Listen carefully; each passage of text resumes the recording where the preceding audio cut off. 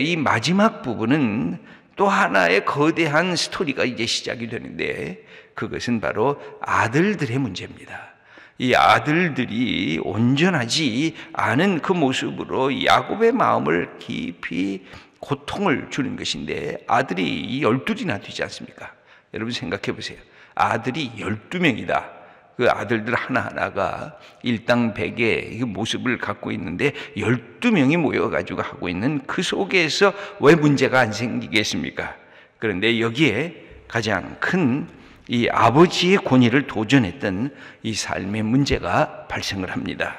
여러분 21절 22절을 읽어보겠습니다. 이스라엘이 다시 길을 떠나 에델 망대를 지나 장막을 쳤더라. 이스라엘이 그 땅에 거주할 때 루벤이 가서 그 아버지의 첩 비라와 동침하며 이스라엘이 이를 들었더라. 야곱의 아들은 12이라. 여기 야곱의 아들이 12인데 그 중에 루벤은 맏아들입니다. 누구에게서 낳은 아들이냐면 레아에게서 낳은 아들인데, 그때 아버지의 첩 비라는 누구냐면 라헬의 그 여종이었습니다. 아마 제일 젊었을 겁니다. 그런데 문제는 아버지의 첩도 아버지의 권위를 갖고 있는 그런 존재입니다. 그런데 그것을 이 루벤이라고 하는 맏아들이 이것을 거절을 했습니다. 그래서 첩 비라와 동침했다. 그것은 뭐냐면 더 이상 아버지를 아버지로 인정하지 않겠다. 아버지의 권위를 내가 저항하겠다. 그래서 아버지의 첩인 비라, 그것도 누구의 시녀였냐면 라헬의 시녀였습니다. 여기에는 아마 많은 이야기들이 이 뒤에 숨어 있을 것입니다. 왜냐하면 첫 아들이 계속해서 자라면서 자기 어머니 레아가 아버지에게 박대받는 것을 보았을 것입니다. 우리 아버지는 우리 엄마를 좋아하지 않아. 그리고 또 다른 엄마인 라헬만 좋아해. 그리고 라헬에게만 가까이 가고 우리 엄마는 그것 때문에 슬피 울며 매일 밤 홀로 고독하게 힘들어하고 아파하고 탄식하는 모습을 아마 루벤은 직접 봤을 것입니다. 그러면서 레아에 대한 복수인데, 그래서 레아의 시녀를 건드린 것이 아니라 라헬의 시녀였던 비라를 성적으로 범했던 사건이 일어나게 됩니다. 이것은 어머니에 대한 복수이면서 아버지에 대한 저항이라고 할 수가 있습니다. 여러분 기억하십니까? 다윗의 아들, 그 잘난 아들이 있었습니다. 그렇게 멋지고 그렇게 외모도 잘난 아들 압살롬이라는 아들이 있었습니다. 그런데 아버지에게 반역을 합니다. 아버지를 무너뜨리고 자기가 왕이 하려고 했을 때 그가 모반을 일으키면서 아버지가 도망가고 도피했을 때 그가 행했던 일은 다른 것이 아니었습니다. 아버지의 첩들을 공개적으로 성적으로 모독해 버린 것입니다. 그러면서 내가 왕이다. 내가 아버지보다 더 낫다. 아버지는 더 이상 권위가 없다. 아버지는 무력하다. 이것을 선언했던 인물이 바로 압살롬이었습니다. 그러니까 루벤과 이 압살롬이 갖고 있었던 이 삶의 행동 양식은 아주 못된 아들의 전형적인 모습이라고 할 수가 있습니다. 여기 보면 이스라엘이 이를 들었습니다. 그렇죠? 22절에 보면 이스라엘이 이 소식을 들었지만 여기서도 이스라엘은 또 침묵합니다. 여러분 나이가 들었어도 아버지는 아버지거든요. 아버지들이 자녀들이 잘못하면 불러야 됩니다. 야 이리 와라. 안 와도 또 불러야 됩니다. 여러분 아버지는 마지막 돌아가실 때까지 권위가 있어야 됩니다. 아버지는 아버지이기 때문에 그런 것입니다. 우리는 너무 잘 알지 않습니까? 어렸을 때 우리 아버지들은 우리의 우상들이었습니다. 아버지는 못하는 것이 없었습니다. 아버지는 힘이 있었습니다. 아버지는 내게 좋은 것을 사주시기도 하고 아버지는 나를 어디든지 이끌어 갈 수 있는 아버지는 내 이상형이었고 나의 우상이었습니다. 그런데 중고등학교 시절, 대학 시절에 가면 아버지는 더 이상 나의 우상이 아니라 나의 미움과 나의 적대감의 자리로 어느새 바뀌어지고 있습니다. 왜 당신은 나만 할 때 그런 일을 했습니까? 당신도 못했으면서 왜 자꾸 나에게 공부 잘해라, 나에게 세상에서 잘 나가라, 좋은 직장 가라, 좋은 대학 가라. 아버지는 뭡니까? 아버지도 못했는데 왜 나한테 자꾸만 그렇게 이야기하고 강요를 합니까? 하고 아버지에게 저항했던 때가 중고등학교 대학 시절에 우리의 삶이 그런 적이 있었습니다. 그러다가 자기가 장년이 됩니다. 그러면 나도 아버지의 인생을 가는구나. 나도 뭐 그렇게 특별한 존재가 아니구나. 아버지를 벗어나서 아버지보다 더 위대한 존재가 되려고 했는데 나나 아버지의 인생이나 내 인생이 비슷하구나 하면서 아버지의 입장을 이해하기 시작하면서 우리는 아버지와 우정관계를 맺습니다. 아버지와 친구가 다시 됩니다. 아버지가 힘들어하는 것 이해가 시작이 됩니다.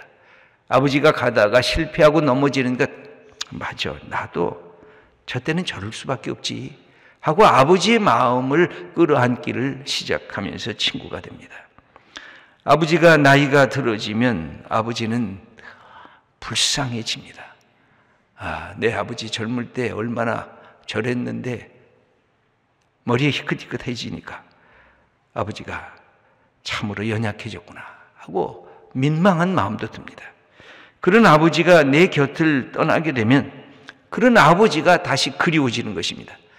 우리 아버지 살아계시면 내가 이럴 때 아버지에게 의논하면 내 아버지 이야기를 잘 해줄 텐데, 내 인생에 좋은 스승이 되고 친구가 될 텐데. 여러분, 모든 아들들은 그렇게 아버지를 따르다가 아버지에게 저항하다가 아버지를 넘어서 보려고 합니다. 여러분, 역사의 발전이란 그래서 이루어지는 것인지 모릅니다.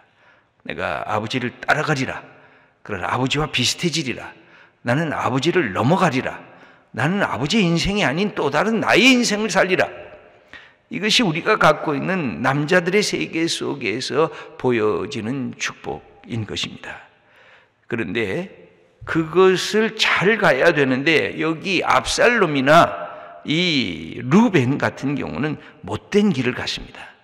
아버지의 권력을 빼앗으려고 했고 아버지의 재산을 빼앗으려고 했고 아버지의 여자를 자기 것으로 삼으려고 했습니다. 그렇게 됐을 때 성경은 피투기는 전쟁의 역사를 아버지와 아들과의 관계라도 나타나는 것을 역사 자체가 그것을 이야기해 주고 있습니다. 그런데 아버지를 잘 극복한 아들들도 있습니다. 아브라함은 아버지의 본토 친척을 내가 여기서는 더 안 되겠구나 하고 새로운 곳을 향해서 가면서 아버지가 살았던 삶을 극복을 해 나가는 것입니다. 여러분, 야곱도 사실은 그 극복의 자리에 들어선 것입니다. 이것을 제일 잘하는 사람은 창세기에 나오는 인물 중에 요셉이라고 할 수가 있습니다. 요셉은 아버지의 모습을 보았습니다. 형들이 갖고 있는 못된 짓도 보았습니다. 그리고 자기의 삶이 모든 것이 다 상실된 자리까지 내려갔던 경험도 있습니다. 그러면서 아버지를 극복해요. 아버지가 갖고 있는 삶을 극복하고 아버지가 갖고 있는 문제, 아버지가 갖고 있는 아픔, 아버지가 갖고 있는 인생의 탄식을 넘어가기를 시작해요. 그러면서 청출어람 청어람처럼 하나님께서 쓰셨던 인물 중에 아브라함이 있는 것이고 그 중에 요셉이라고 하는 인물이 등장하는 것을 볼 수가 있습니다. 이 아버지와 아들과의 관계는 참 미묘한 관계가 있습니다. 여러분, 아들은 내 마음대로 해야 될 때가 있는데 그 어릴 때예요. 그러나 벌써 중고등학교 다니고 대학교 다니고 그러면 아버지도 마음대로 타취가 안 돼요. 그때는 저항하기 때문에 아버지의 인생은 아버지의 인생이고 내 인생은 내 인생대로 살기를 원하기 때문에 그렇습니다. 그런데 여기 보면 아버지 야곱은 그 못된 짓을 하는 아들을 그냥 묵묵히 바라봤어요. 디나가 남자에게 겁탈을 당했을 때도 그냥 가만히, 야곱의 문제가 거기 있어요. 다윗도 자기 아들이 이복이 동생을 겁탈했을 때 아버지 다윗이 소식을 듣고도 가만히 있었어요. 그 집안이 문제가 아주 그냥 콩가루 집안이 됐어요. 여러분, 아버지는 나이가 들어도 힘은 아들에게 딸리죠. 모든 것도 다 딸리죠. 근데 아버지는 마지막까지 권위가 있어야 돼요. 그래서 아들이 잘못하면 얘야 와라, 다시 얘기를 해야 되고 다시 가야 돼요. 저는 아버지가 권위가 없는 가정은 아파요. 어머니가 권위를 잃어버린 가정이 아파요. 여러분, 이 어머니, 아버지는 우리가 존중하고 사랑하고 귀히 여겨야 돼요. 그래야 그 가문이 복을 받아요. 그래야 그 권위가 잘 이어지고 있는 거예요. 여러분, 우리 아버지들 나이가 들었다고 너무 낙심하지 말고, 또 나이가 젊은데 내 아들 너무 어리다고 무시하지 말고, 여러분, 우리 아들들은 존중을 받아야 되고, 우리 아들들은 아버지를 귀히 여겨야 축복받은 가정의 역사가 되는데, 그 점에서 이스라엘은 이 무너지게 됐습니다. 여러분, 이 구절들은 우리의 마음을 다 아프게 하는 것인데, 그 이야기가 이제 계속된 것입니다. 우리의 가정을 다시 한번 돌아보십시다. 우리의 가정에 우리의 부모님들 귀히 여기시고, 내가 아버지입니까? 아버지가 권위가 있지. 그 강제적인 권위주의가 아니라 내 속에서부터 사랑하는 권위, 그리고 축복하는 권위, 기도하는 권위, 그 권위를 우리 아버지들이 가져야 우리 삶의 아름다운 축복의 역사를 만들어 갈 수가 있습니다.